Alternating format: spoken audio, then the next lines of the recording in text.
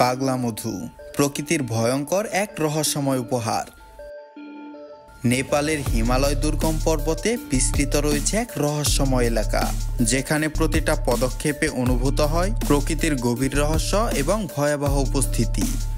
বছরের প্রায় প্রতিটা সময় এই অঞ্চলে তীব্র শীত এবং ভয়াবহ নিস্তব্ধতার মধ্য দিয়ে কেটে যায়, কিন্তু প্রতি বছর এই নিস্তব্ধতার মাঝেই শুরু হয় এক রহস্য রোমাঞ্চ ও অনন্য অভিযান, পাগলা মধু বা ম্যাড হানি সংগ্রহ। আর এই সংগ্রহকে বলা যায় এক মহাকাব্যিক অভিযান, কারণ এইটা কোনো সাধারণ মধু না যা দৈনন্দিন জীবনে পাওয়া যায়। এইটা এমন এক মধু যা বহু শতাব্দী ধরে মানুষের মনের মধ্যে এক অদ্ভুত বিভ্রম এনে দেয়।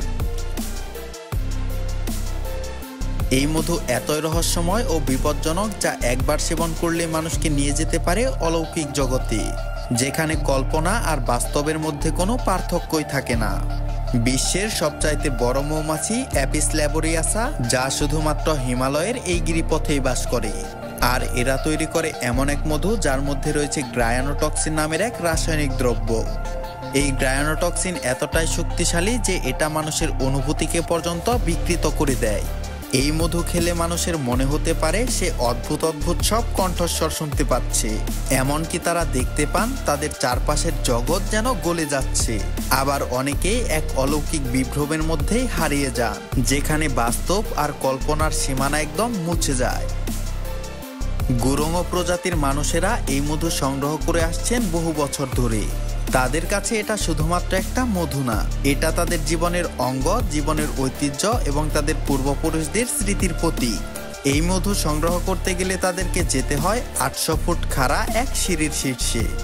সেই খাদে ওঠার একমাত্র অবলম্বনই হলো একটি সাধারণ দড়ির মই, যেটা তারা নিজের হাতেই তৈরি করে থাকে।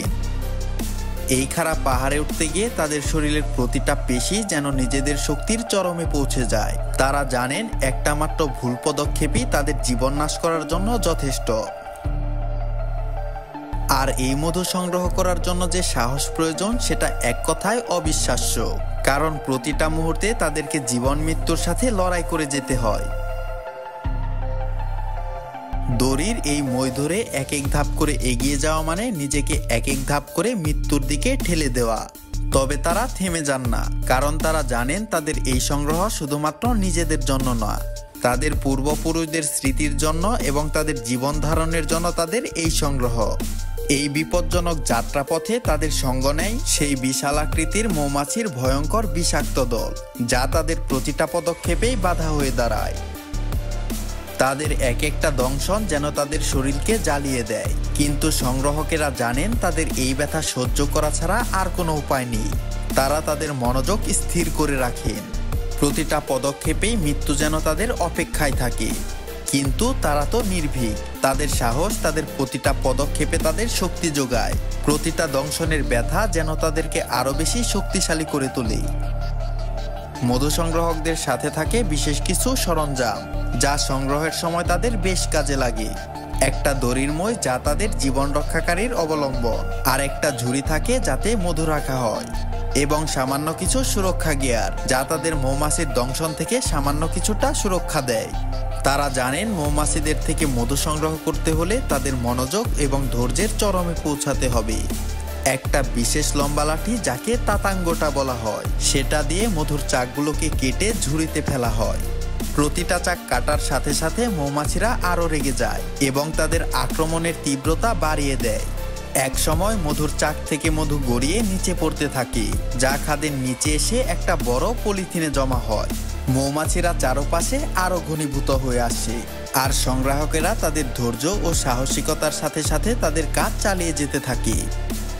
সংগ্রহ শেষে এই মধুটা একটা ছোট্ট ছাঁকনিতে ফিল্টার করা হয়, যাতে করে মধুর মধ্যে থাকা পোকামাকড় এবং ময়লা আবর্জনাগুলোকে সরিয়ে ফেলা হয়, আর এরপরেই মধুটাকে বিশেষভাবে সংরক্ষণ করা হয়।